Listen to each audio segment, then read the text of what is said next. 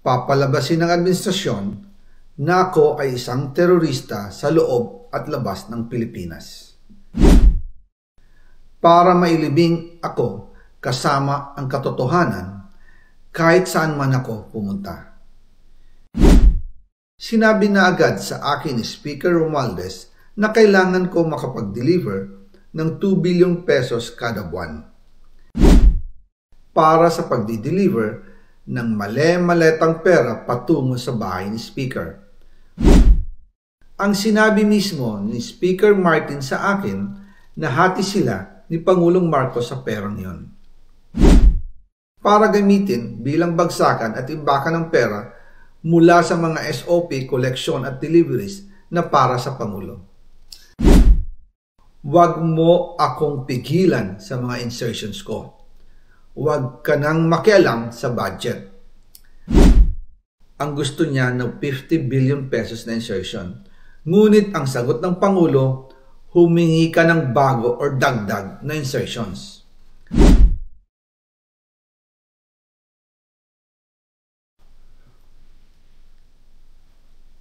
Magandang araw po sa inyong lahat. Bago ko ipagpatuloy ang aking paliwanag, nais ko munang magpasalamat sa inyo. Maraming salamat sa inyong bukas na isipan, sa inyong pasensya, at sa pagtanggap ninyo sa mga impormasyong aking ibinabahagi. Alam kong hindi madali ang mga paksang ito. Mabibigat at mahirap tanggapin. Hindi po ako makauwi dahil malaki ang banta sa buhay ko. Ngayon naman, ay meron kaming natanggap na balita. Papalabasin ng administrasyon na ako ay isang terorista sa loob at labas ng Pilipinas.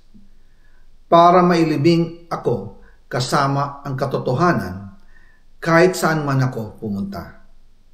Pero mahalagang malaman ng taong bayan ang katotohanan. Muli, taos-puso akong nagpapasalamat sa inyong pakikinig. Una po sa lahat, sinasabi ng ICI at ni Henry Alcantara na 21 billion pesos daw ang napunta sa akin. Hindi po totoo yun. Wala akong natanggap na ganyang halaga. Ang totoo, mula 2022 hanggang 2025, ang kabuuang pera na dumaan sa akin para ibigay kay Pangulong Bongbong Marcos at kay dating Speaker Martin Romualdez ay umabot sa 56 billion pesos at hiwalay pa dyan ang 100 billion pesos insertion ng Pangulo sa 2025 budget. Pati na rin ang 97 billion pesos flood control insertion na inilagay sa NEP ng 2026 national budget. Balikan natin kung paano ito nagsimula.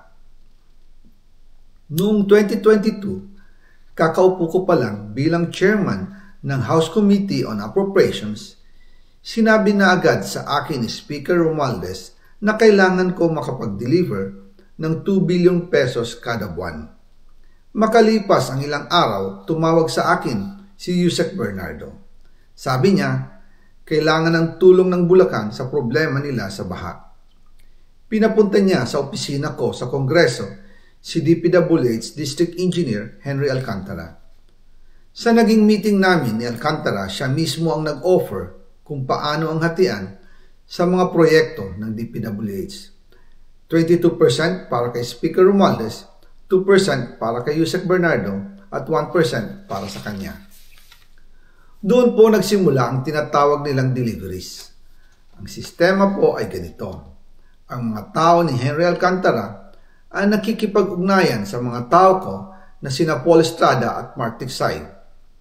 Sila ang tumatanggap na pera mula sa mga tao ni Alcantara. Minsan sa bahay ko sa Valle Verde, minsan naman sa BGC parking. Pagkatapos nilang makuha ang pera, sila Mark at Paul naman ang nag-aayos o nakikipag-coordinate sa tauhan ni Speaker Martin Romualdez na si Jocelyn Sereno para sa pagdi-deliver ng male-maletang pera patungo sa bahay ni Speaker. Una, sa North Forbes Park sa McKinley Drive at nang lumipat siya sa number 14 Nara Street, South Forbes Park. Gusto ko pong linawin, hindi ako nakikialam sa mismong proseso ng paghahatid. Dumaan lang po sa akin ang pera na agad dinideliver kay Speaker Romualdez. Ako lang po ang nagko-confirm sa text kay Speaker kapag nadala na ang pera sa bahay niya. At lahat ng ito, mula sa unang utos noong 2022 hanggang sa huling delivery noong 2025. Umabot sa mahigit 55 billion pesos plus ang naihatid sa bahay ni dating Speaker Martin Romualdez. Madalas hindi nabubuo ang hinihinging 2 billion pesos bawat buwan ni Speaker, kaya iyan ang final total. Ang sinabi mismo ni Speaker Martin sa akin na hati sila ni Pangulong Marcos sa perang yon. Ang listahan ng mga deliveries na ito, kung kailan, magkano, at saan dinala, ilalabas ko po kasabay ng video na ito. Noong November 2024, habang nasa proseso kami ng pagtatalakay ng budget, nakipag-meeting sa amin ni Speaker Martin si Yusek Jojo Cadiz. Sabi niya, masama raw ang loob ni Pangulong Marcos, wala raw siyang natatanggap na remittance.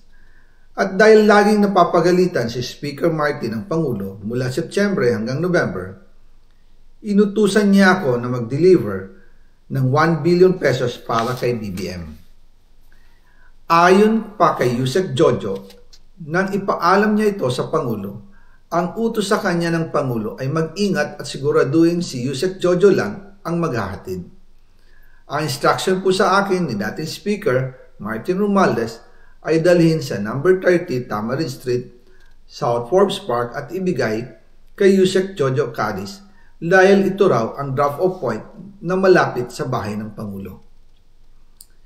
Sinabi rin po sa akin Speaker Martin Romualdez na si PBBM ang nag-utos sa kanya na bilhin ang bahay sa number 30 Tamarind Street para gamitin bilang bagsakan at imbakan ng pera mula sa mga SOP, collection at deliveries na para sa Pangulo. Noong December 2, 2024, personal kong i-deliver ang 200 million kay Yusek Jojo Cadiz sa number 30 Tamarind Street, South Forbes Park. Ayon sa kanya, dadalhin daw niya ito sa bahay ng Pangulo sa number 41 Nara Street, South Forbes Park. Kasunod nito, noong December 5, 2024, muli akong nag-deliver ng 800 million sa parehong address at Yusek Jojo Cadiz pa rin ang tumanggap. Sabi niya, iyon naman ay dadalhin sa bagong bahay ng Pangulo sa South Forbes Park. Sa kabuuan, 1 billion pesos ang personal kong naihatid. Ako mismo ang nagbigay ng pera, kasama ang aking driver at mga tauhan. At lahat ito ay base sa direktang utos ni Speaker Martin Romualdez.